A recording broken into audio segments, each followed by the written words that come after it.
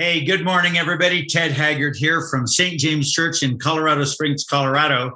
And actually, I'm pastoring the Storehouse Church now, which is the house church ministry of St. James Church. And it is awesome. My wife and I are loving this. It was so great because from the time I was 28 until 50, I pastored New Life Church, which became a church of 14,000 people with 1,100 small groups. And it was just great. We had 35 pastors that would serve people and all these small groups that would serve people. And that was great to do during that age. Then we stepped out for 4 years for recovery for me personally. And then we started St. James Church in our barn. And we did that. And that was great. I did that from the time I was 54 until I was 65. And then at 65, we started the Storehouse. And so when I was in my prime, if you like to use those terms, when I was in my prime, we built a mega church. And then when I was starting to get a little more mature and stable and consistent, well, that's the time to pastor a steady, medium-sized church that's just delightful. And now I'm 65 and over, and I'm pastoring a house church. So essentially, it's my friends. And we're all friends. We know each other. We love each other's kids and pray for one another. And it's a delight. And so anyway, we've started that over the last few weeks, and it's been so much fun.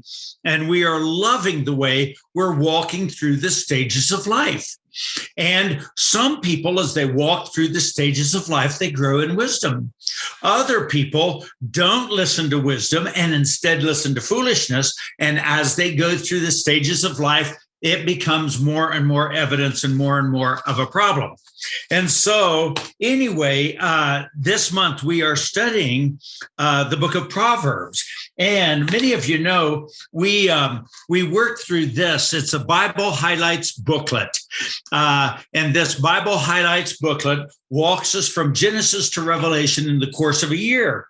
And during the month of May, we go through all the Proverbs. And so today is the 29th. And so we're studying Proverbs 29. And so I'll go over the first few verses in chapter 29. Obviously, in 15 or 20 minutes, we can't cover all of it, but we'll look at some of the ideas. Here in verse 1, it says, "Whoever stubbornly refuses to accept criticism will suddenly be destroyed beyond recovery." Now, the key word here is refuses to, because everybody's going to get criticism. And criticism for us can be either helpful or damaging, depending on our attitude toward it. So if we stubbornly refuse to accept criticism, that means we have a stubborn attitude. We're a little bit self-righteous, and we don't understand that sometimes the truth that we need to hear comes from an enemy, not from a friend. Okay, now here's how this works. All right, if someone is a friend, they will emphasize your positive qualities and they will minimize your negative qualities. All right, but for us to grow well, we need somebody that will notice our negative qualities and bring them to our attention. Our friends won't tend to do that. They will only do that when it reaches a crisis point, maybe, or something like that. And because they hesitate to do it because they like us, because we enjoy one another and we benefit one another and all that type of thing. But an enemy will emphasize your negative qualities, sometimes even make them up when they're not true, but they'll emphasize your negative qualities and they'll minimize your positive qualities. All right, so the role of an enemy is different than the role of a friend. And wisdom comes in when an enemy criticizes you or says something negative about you or starts a rumor about you that's awful, but you need to listen to it. All right. And so sometimes it's our critics who see something in us that if we intercept it right then we'll avoid problems in the future. And then we have our friends who will emphasize our good qualities. So they'll encourage us, they'll help us explain things. But see, we don't want things to be explained away in our lives. And so anyway, it says, whoever stubbornly refuses to accept criticism will suddenly be destroyed beyond recovery. And it's because we've rejected the criticism that could have refined us or given us wisdom or whatever. When we reject that, then we're like a boat taking on water, and it's eventually going to sink us. All right, verse 2 says, when the godly are in authority, the people rejoice. Okay. All right. So when we talk about when the godly are in authority, who are the godly? They're people who have internal control. So they've discovered internal control of what they eat or don't eat. They've discovered internal control of what they watch or don't watch. They've discovered and developed internal control for how they respond to people. They've developed internal control over anger or frustration or fear or anxiety. All right. Now, the war here is between internal control and external control. External control is why we put people in prison. It's because we don't want them to have options anymore because they choose poorly. It's why we execute some people. It's because we don't want them to influence society or neighbors or friends anymore.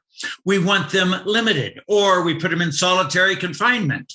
All right, because we don't want them to influence anyone anymore because they promote negative things and they model negative things. And so those are things that we call a crime. A crime is when people do not have wise internal control, and they either need external control or they need to be totally limited from the influence of others. So who are godly people?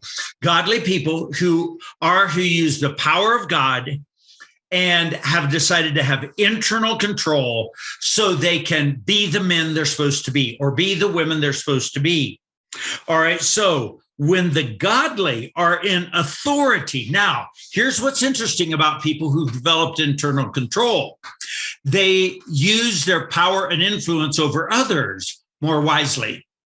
All right. So if you have that's why back in the old days, if somebody was an adulterer or a thief, they couldn't be elected to office.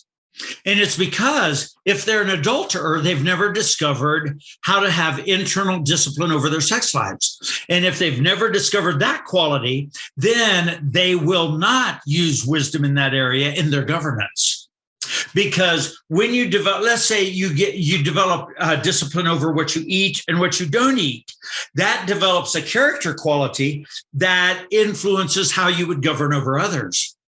All right, unless you become self-righteous or something like that, that's a whole different subject. But it's just the way human character develops. So when the godly are in authority, the people rejoice. And it's not necessarily because they're godly. It's because they've learned the character qualities of developing godliness that cause them to have wisdom when they're governing over others. And it causes those people to be happy and to rejoice. All right. But when the wicked are in power, now, who are the wicked?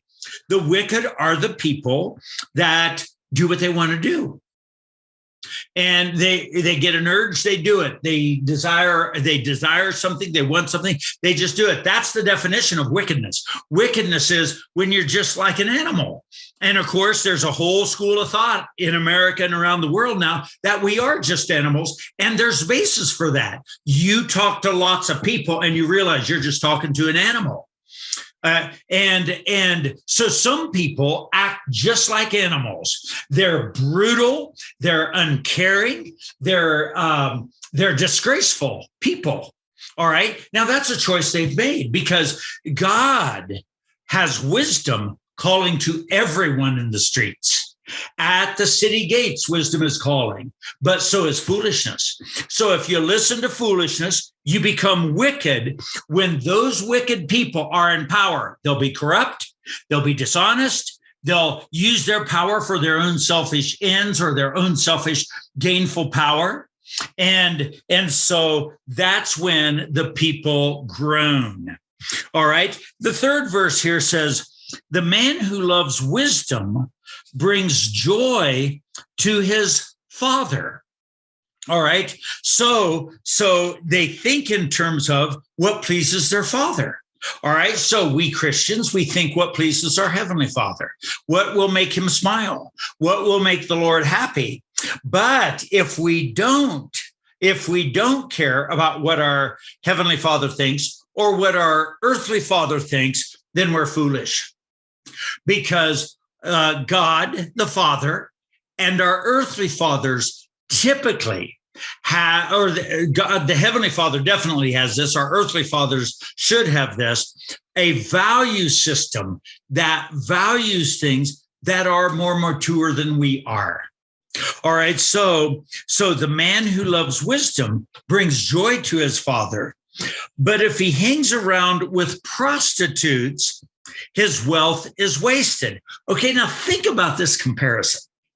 Isn't it interesting that Solomon writes here, the man who loves wisdom brings joy to his father. Okay, now wisdom is where you take all the elements that are involved with life.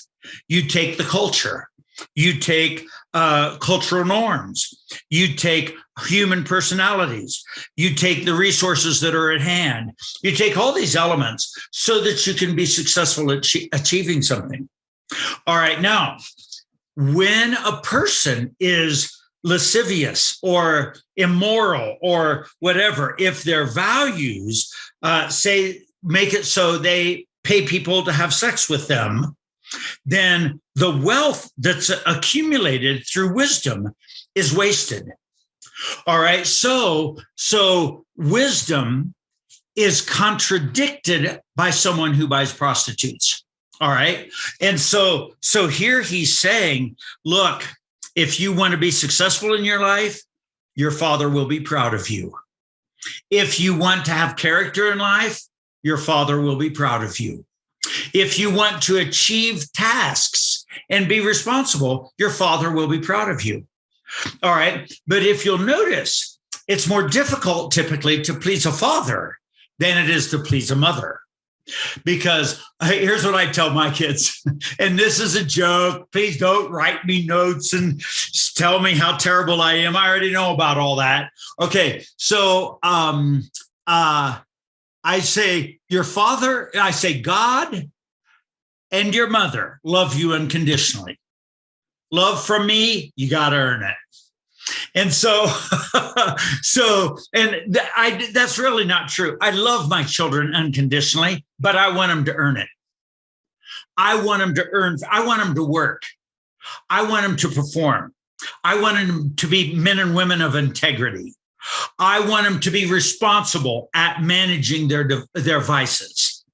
I want them to deal with the devils that attack them effectively, and I want them to deal with the stages of life wisely.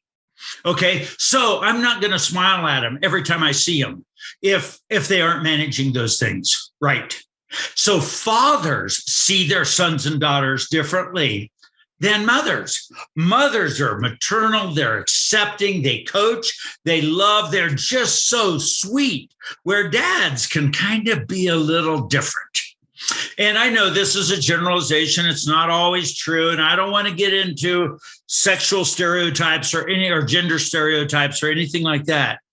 I just want you to know that a man who loves wisdom will bring joy to his father. And if he starts hanging around with prostitutes and becomes an immoral person and that type of person, then he's going to end up broke. The odds are, or at least he's going to waste his wealth. Okay, well, listen, we have, gee whiz, how far did we get? We got through 3 verses. Hey, listen, let me tell you, the Proverbs are awesome, but you got to think about them. Okay, so what I've done, I have made a little pamphlet. I'm going to pick them up on Tuesday. This is Memorial Day weekend. It's a little pamphlet that talks about ancient sayings. And it's the Proverbs. And we're making it so in our little house church, I'm going to hand these out to everybody. Everybody will get 5 or 10 of them or something like that, so they can give them away to friends. It doesn't say it's Bible, doesn't have Bible verses on it. The 1, 2, 3, 4, 5 verses. Instead, it just has the sayings. And so it says in it, this is my gift to you. And the people can sign it and give it to their friends or family members or whoever. And I'll show those to you next week. And if you want them, I'll send them to you. Okay. All right. Hey, God bless you. Have a wonderful, wonderful week. Let's enjoy the season of springtime. Okay. God bless you. Bye-bye.